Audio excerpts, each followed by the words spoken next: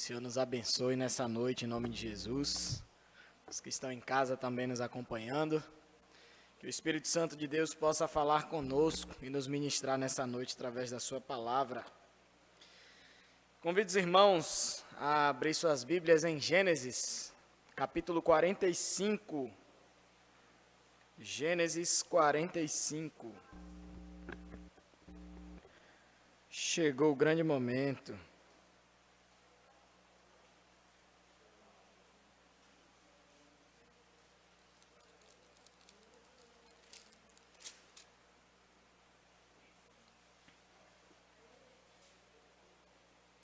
Gênesis 45. Nós vamos lendo aos pouquinhos e vamos vendo aquilo que o texto quer nos dizer. Nós vamos ver até o verso 15 hoje. E na próxima quarta a gente lê do 16 ao 28. A palavra do Senhor diz: Então José, não se podendo conter diante de todos os que estavam com ele, bradou: Fazei sair a todos da minha presença. E ninguém ficou com ele, quando José se deu a conhecer a seus irmãos. E levantou a voz em choro, de maneira que os egípcios o ouviam, e também a casa de Faraó.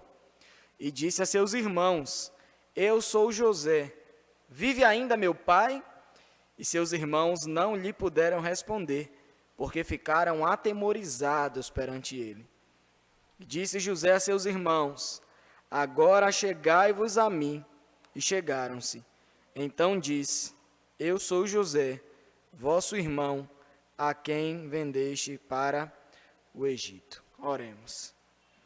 Te louvamos, Senhor, pela tua palavra, ó Pai, nessa noite, e pedimos a iluminação do teu Espírito Santo nas nossas vidas, para compreendermos, ó Pai, e podermos tirar lições, ó Deus, da tua palavra para as nossas vidas, para que nós sejamos não apenas ouvintes, mas praticantes da tua palavra, para a honra e glória do teu nome. É que nós oramos. Amém. Queridos, chegou a grande hora que nós aguardávamos. Obrigado, meu irmão.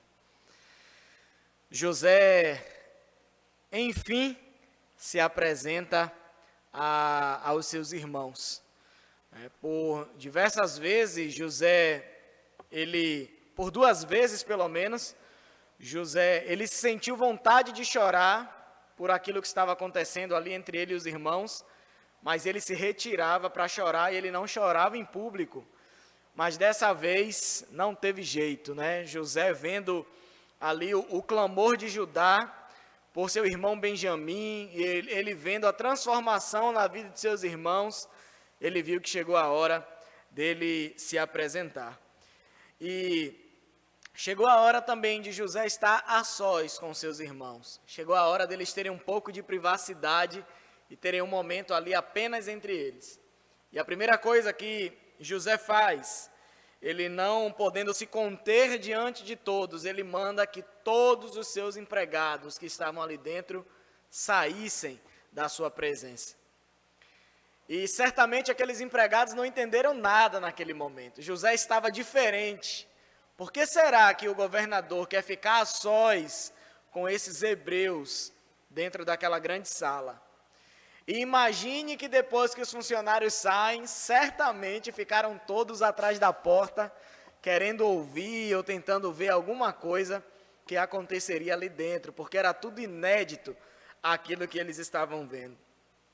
E a palavra diz que todos saíram da presença, ninguém ficou ali, quando José se deu a conhecer aos seus irmãos. E a palavra mostra que os irmãos ficaram atemorizados, quando José pergunta, quando José diz, eu sou José, vive ainda meu pai? Imagine o que se passou na mente e no coração de seus irmãos naquela hora, né? Talvez se passou um monte de José que eles conheciam na mente, porque o irmão eles já achavam que estava morto há muito tempo.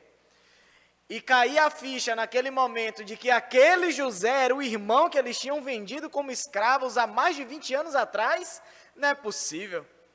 Então certamente eles Tentaram se lembrar de algum José que passou pela vida deles na infância e que agora estava ali no Egito.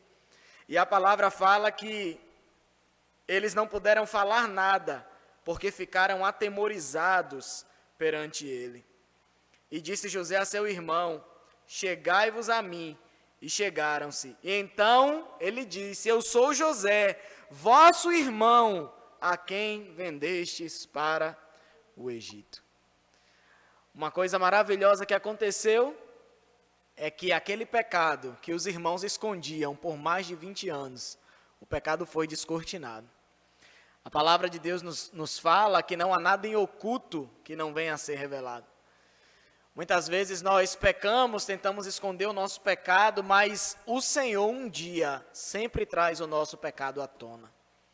Aos seus filhos, Deus traz o pecado à tona para que eles se arrependam e ele busque a misericórdia e a graça de Deus sobre suas vidas. Mas sobre o ímpio, o Senhor traz à tona os seus pecados para a própria condenação dos ímpios. E aconteceu isso com os irmãos de José. Aquilo que eles escondiam há 20 anos, agora veio à tona e eles não podiam esconder. Todo o segredo, todo o pecado que eles escondiam entre eles há tanto tempo, não era mais segredo, havia alguém que sabia. E talvez somente depois disso que eles vieram cair em si e perceber que aquele José realmente era o irmão, porque ele sabia o que tinha acontecido com eles. Talvez aqueles homens, ao ouvir José dizendo: eu sou José, o irmão de vocês, eles ficaram atemorizados, porque pensaram: e agora? Será que é agora que ele vai se vingar da gente? Ele agora se apresentou, ele agora está dizendo quem ele é. Chegou o nosso fim. E eles ficaram calados e atemorizados, porque eles não tinham nada o que dizer. O segredo deles tinham sido descobertos. Mas duas coisas que José fez, talvez, animou e acalmou seus irmãos. Primeiro, José manda que seus irmãos se aproximem, né? José olha para eles e diz: chegai-vos a mim. Talvez isso alegrou eles e trouxe um pouco de tranquilidade, porque os egípcios não faziam isso com os hebreus. Se lembre que os hebreus não eram um povo muito querido dos judeus. Mas José olha para seus irmãos e diz: chegai-vos a mim. Era algo que os egípcios não tinham costume de fazer. E outra coisa, José estava chorando ali na frente deles. José estava derramando o seu coração ali diante de todos os seus irmãos. E aquilo era um sinal de confiança. Porque José não chorou nem na frente dos seus empregados. Mas quando os seus empregados saíram, ele só fazia chorar. Por causa daquele momento que ele sabia que seria um momento que Deus tinha preparado para a restauração da sua família. E é justamente isso que a gente vê a palavra de Deus nos mostrando. José chorando a primeira vez em público. É a terceira vez que José chora na história, mas é a primeira vez que ele chora em público. E José também trouxe o segredo à tona e eles não podiam mais esconder. E o versículo 5 continua dizendo: agora, pois, não vos entristeçais, nem vos irriteis contra vós mesmos, por me haverdes vendido para aqui, porque para a conservação da vida Deus me enviou adiante de vós. Porque já houve 2 anos de fome na terra, e ainda restam 5 anos em que não haverá lavoura nem colheita. Deus me enviou adiante de vós, para conservar nossa sucessão na terra, e para vos preservar a vida, por um grande livramento. Assim, não fostes vós que me enviastes para cá, e sim Deus, que me pôs por pai de Faraó, e senhor de toda a sua casa, e como governador em toda a terra do Egito. Quando José percebeu o medo na face dos seus irmãos, e geralmente é isso que acontece conosco, né? Quando nós éramos crianças, que nós aprontávamos e achávamos que estava tudo escondido. Quando nossos pais descobrem aquilo que a gente fez e vêm trazer o nosso erro, o nosso pecado à tona, como é que a gente ficava? Preocupado, fui descoberto, e agora? Aconteceu isso hoje lá em casa, antes de eu vir para cá. Eu peço até a igreja que esteja orando, né, pela vida do Guilherme. Guilherme está numa fase que só Jesus Cristo. Aquela fase de desobediência.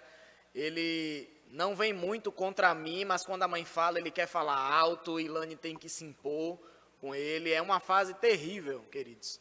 Mas o Senhor está nos dando sabedoria, né, para tratar com ele. Ilane arrumando a casa, descobriu, Guilherme tem problemas com relação à comida, né? Guilherme quase não come. Ele, não vou falar, né, em público aqui, senão ele fica envergonhado depois. Mas ele tem problema com comida, ele tem muita dificuldade em comer, né, comida normal. Ilane colocava comida e ele queria comer na mesa que eu comprei de estudo para ele e botei dentro do quarto.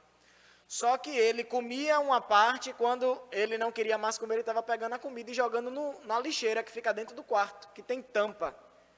E tem 2 dias que Lani não olha a lixeira. Quando Lani foi hoje olhar a lixeira estava com comida dentro. Irmãos, é um estresse, viu? E aí, quando Lani veio me mostrar, aí eu chamei ele, isso era já 6h50 mais ou menos. Quando eu pego a lixeira e abro e falo, Guilherme, o que é isso aqui? Ele gela. Abriu aquele olho, né, fui descoberto. E foi justamente isso que aconteceu, né, com os irmãos de José.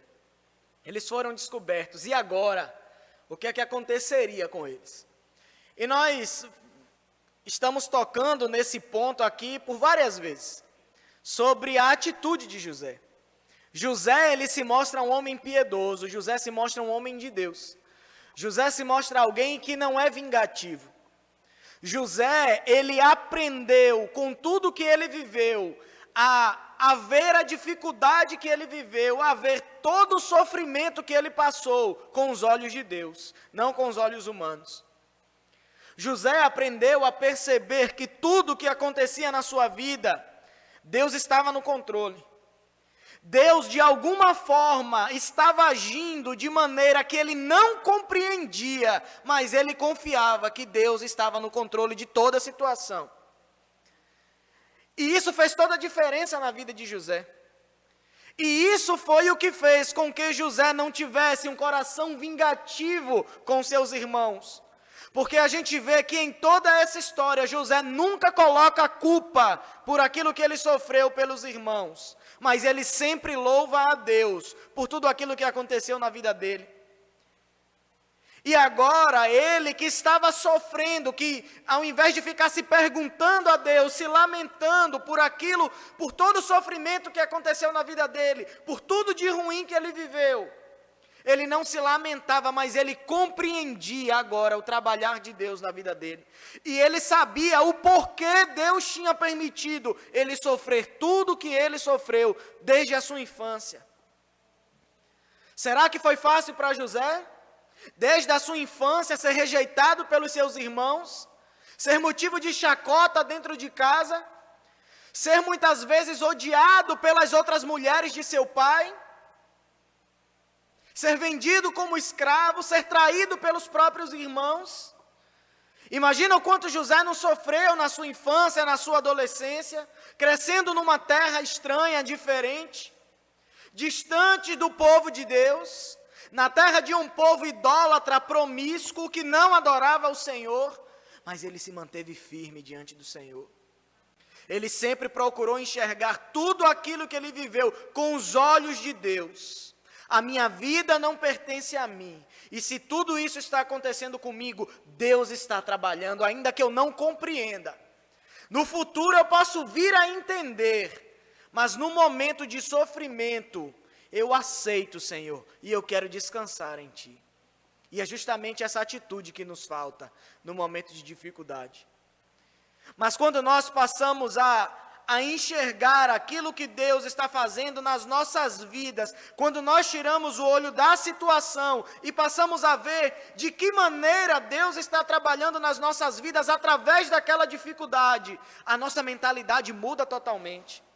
Nós paramos de culpar a Deus, nós paramos de culpar as pessoas, nós paramos de querer arranjar um culpado para isso, nós paramos de nos culpar a nós mesmos e nós compreendemos que Deus está trabalhando, mesmo que a gente não entenda. José passou por isso. E ele olhou a situação sob os olhos de Deus. E ele agora mostra para os seus irmãos o objetivo de Deus ter permitido ele sofrer tudo o que ele sofreu na vida dele. E ele diz aos seus irmãos: não se entristeçam. Era momento de reconciliação, José não queria tristeza ali com os irmãos. Era momento de alegria, porque os seus irmãos nem sabiam onde eles estavam, nem sabiam se ele estava vivo ainda. Mas agora ele se apresenta: sou eu, não se entristeçam, nem se irrite contra vocês mesmos. Não comece a procurar culpado agora entre vocês, não comecem a se culpar por aquilo que vocês fizeram comigo no passado, por me haverdes vendido para aqui, porque para a conservação da vida, Deus me enviou adiante de vós. Irmãos, tudo isso aconteceu comigo, porque Deus precisava me enviar para o Egito primeiro do que vocês. Deus usou toda aquela situação de maldição, Deus usou toda aquela situação de dificuldade que eu vivi, mas Deus tinha um propósito com isso. Deus precisava me trazer para o Egito de alguma forma, e essa foi a maneira que o Senhor escolheu para me trazer aqui, e está tudo certo, porque tudo que Deus faz é bom, é agradável e perfeito. Ainda que tenha me doído, ainda que vocês não compreendam, ainda que vocês estejam se culpando, lance toda a culpa fora, não tenham medo. Foi tudo plano de Deus na nossa vida. E foi para a conservação da vida que Deus me enviou adiante de vós. Lembre-se que Deus tinha dado o sonho a Faraó, que a terra teria 7 anos de fartura, e logo após viriam 7 anos de uma terrível fome. E veja que nós já vimos aqui muitas histórias no período de fome, e só tinham se passado apenas 2 anos. Ainda faltavam 5 anos de terrível fome sobre a terra. E José continua dizendo no versículo 7, Deus me enviou adiante de vós, para conservar vossa sucessão na terra, para vos preservar a vida por um grande livramento. Assim, não fostes vós que me enviastes para cá, e sim Deus. Vocês foram apenas um instrumento. Inicialmente, aos olhos humanos, um instrumento de maldição para a minha vida. Um instrumento de sofrimento para mim. Mas agora eu compreendo tudo o que Deus queria fazer com isso. De quem José era filho, irmãos? E Jacó era filho de quem? E Isaac era filho de quem? Qual foi a promessa que Deus tinha feito a Abraão? Que faria dele uma grande, que seria incontável, seria muito maior do que as estrelas que ele pudesse ver no céu, e maior do que os grãos de areia que ele pudesse contar. E olhe que Abraão morava num lugar desértico, a areia ali tinha de monte. E Deus olha para Abraão e diz, de ti farei uma grande nação. E agora já era a 3ª geração de Abraão. Abraão gerou Isaac, Isaac gerou Jacó, Jacó gerou José. Se a fome viesse no mundo e matasse o povo de Deus, a promessa de Deus não se cumpriria. Como era que iria haver sucessão do povo de Deus se todo mundo morresse de fome? Deus sabia que viria a fome, mas junto com a dificuldade que viria, Deus provê um escape para o seu povo. E Deus envia José primeiro ao Egito. E ali, José no Egito, Deus dando sabedoria àquele homem, Deus exaltou aquele homem ali naquela terra, Deus deu sabedoria àquele homem para interpretar o sonho do faraó, e agora havia comida para que ninguém morresse. E José compreende isso. Deus me enviou adiante de vocês, para que o nosso povo, para que o povo de Deus fosse preservado, para que ninguém morresse de fome, para que o povo de Deus continuasse vivendo na terra. Foi para isso que o Senhor me enviou. Isso é cuidado de Deus para as nossas vidas. E talvez os irmãos de José ainda não estivessem entendendo nada. Que trabalhar de Deus é esse? Mas é assim que Deus trabalha, irmãos. Muitas vezes nós, quando estamos vivendo situação difícil na nossa vida, e nós começamos a compreender que Deus está trabalhando, e como eu sempre venho falando, Deus sempre trabalha de uma maneira diferente que a gente acha que Ele deve trabalhar. A gente sempre acha que tem um melhor plano para resolver os nossos problemas, mas nós nos esquecemos que o nosso Deus, Ele é onisciente, Ele sabe todas as coisas. O Senhor conhece o futuro, o Senhor sabe tudo o que já aconteceu antes de nós nascermos, o Senhor sabe tudo aquilo que vai acontecer depois que nós morrermos. Deus é eterno, Ele sempre existiu, Ele sabe tudo. E nós achamos que nós podemos dar conselho a Deus. E José compreendeu que o plano de Deus foi o melhor. Talvez a gente olhe para essa história e disse, mas Deus não poderia preservar a nação dele de outro jeito? Deus poderia simplesmente anular a fome e ninguém passar por fome. Por que é que Deus permite que a fome venha? Todas as dificuldades vêm para que Deus mostre a sua glória ao seu povo. Se aquele povo não tivesse passado por um período de fome, nós não teríamos essa maravilhosa história na palavra de Deus, onde nós vemos Deus agindo e mostrando a sua glória em favor do seu povo. Se não fossem as dificuldades na nossa vida, se não fossem os momentos de provação que nós vivemos na nossa vida, nós não teríamos como ver a glória de Deus, o poder de Deus agindo nas nossas vidas, porque a gente acharia que sempre estaria tudo bem para a gente. Está tudo bem, eu não preciso de Deus. E é justamente isso que acontece. Por que é que os poderosos, por que é que os ricos andam tão distantes do Senhor? Porque na vida deles, para eles está tudo bem. E eles acham que eles não precisam de Deus para nada. Porque o Deus deles é o próprio dinheiro deles. O Deus deles é o poder que eles têm.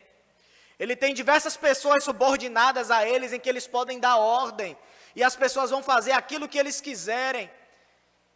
E uma pessoa dessa olha para si e diz, eu preciso de Deus para quê? Se eu sou como um próprio Deus.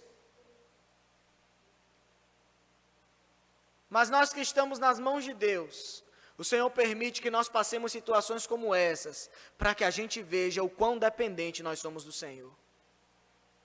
O quanto nós precisamos da mão poderosa de Deus agindo nas nossas vidas. O quanto nós podemos presenciar a glória, o poder de Deus agindo em favor do seu povo. E são nas situações difíceis que o Senhor se revela poderoso aos seus filhos. Por isso que no momento que nós, muitas vezes, somos mais fracos, é aí que nós somos fortes. O apóstolo Paulo, ele aprendeu isso. Porque o poder do Senhor se aperfeiçoa na nossa fraqueza. É assim que Deus age no meio do seu povo. Mas enquanto você continuar na situação se lamentando, olhando para a situação, procurando um culpado, o Senhor muitas vezes não se revela e você não consegue compreender de que maneira Deus está agindo naquela situação. Mas José não se vitimizou diante da situação. Ele procurou compreender o que Deus queria fazer na vida dele, naquela situação. E ele viu que não era apenas na vida dele, Deus estava preservando o seu povo, o povo de Israel, o povo que Deus fez diversas promessas para aquele povo. E o verso 9, ele continua, apressai-vos, subi a meu pai e dizei-lhe, assim manda dizer teu filho José, Deus me pôs por Senhor em toda a terra do Egito, desce a mim, não te demores, habitarás na terra de Gósen, e estarás perto de mim, tu, teus filhos e os filhos de teus filhos, e os teus rebanhos, o teu gado e tudo quanto tens, aí te sustentarei, porque ainda haverá 5 anos de fome, para que não te empobreças, tu e tua casa e tudo o que tens. Eis que vedes por vós mesmos, e meu irmão Benjamim vê também, que sou eu mesmo quem vos fala. Anunciai a meu pai toda a minha glória no Egito, e tudo o que tendes visto. Apressai-vos e fazei descer meu pai para aqui. E lançando-se ao pescoço de Benjamim, seu irmão, chorou, e abraçado com ele, chorou também Benjamim. José beijou a todos os seus irmãos e chorou sobre eles. Depois seus irmãos falaram com ele. José já tinha um plano todo arquitetado. Quando nós começamos a compreender o agir de Deus nas nossas vidas, o Senhor nos coloca em lugares altos. O Senhor nos coloca em lugar de proteção. O Senhor nos coloca em lugar onde nós só vemos o poder e o amor de Deus agindo nas nossas vidas, trabalhando em nosso favor. E certamente Jacó estava lá se lamentando, porque Jacó sabia de todas as promessas de Deus para o seu avô, para o seu pai, e agora? Veio fome sobre a terra. Talvez Jacó se lamentasse, todos nós morreremos, porque uma hora o dinheiro vai acabar, ainda faltam 5 anos de fome. Isso José sabia. Talvez Jacó não soubesse ainda quanto tempo de fome ainda haveria.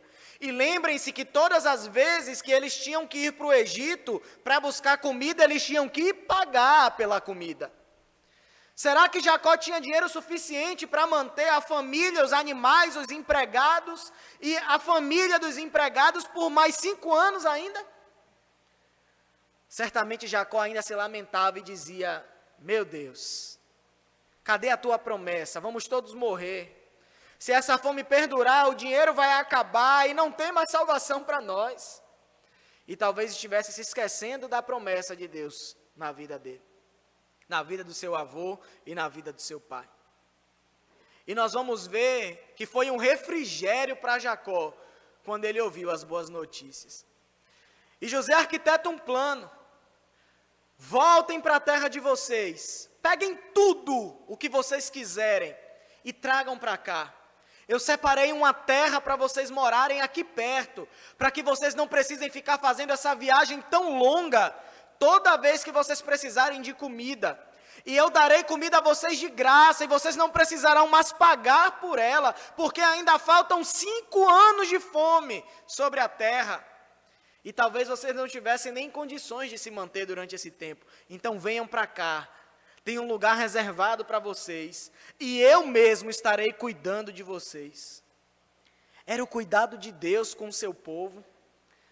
Isso era o cuidado de Deus na vida de Jacó e do seu povo.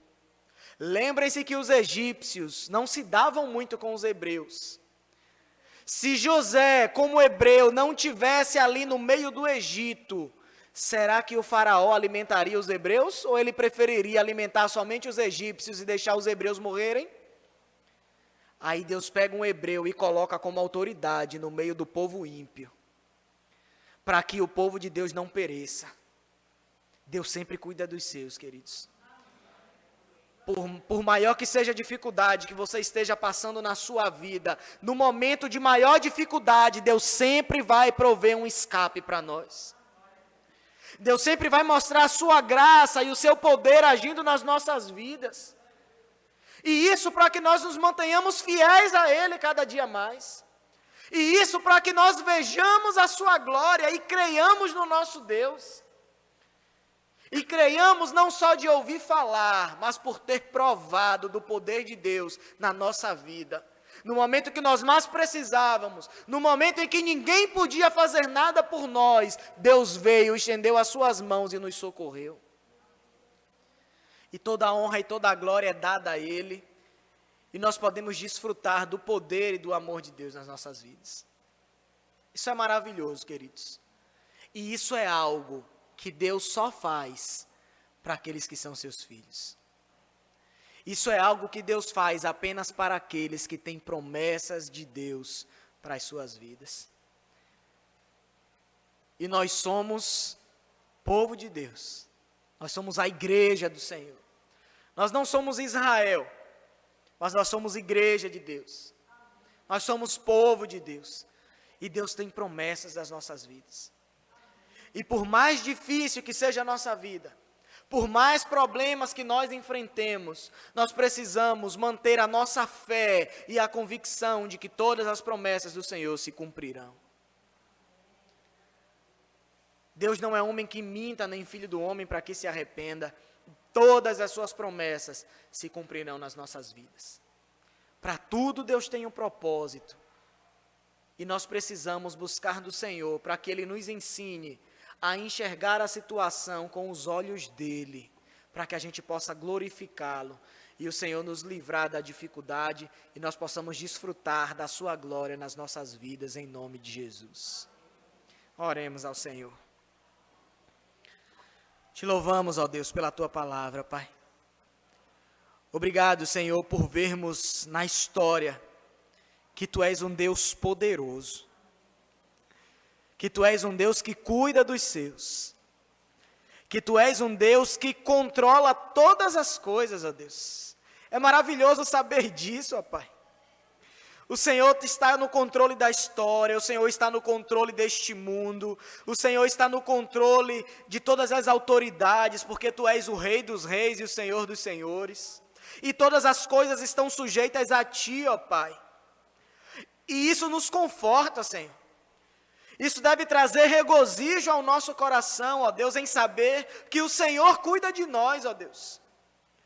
Se o Senhor cuida da natureza, se o Senhor cuida dos pássaros e não permite que nada falte a eles, imagine nós que somos seus filhos. Obrigado, Senhor, por isso.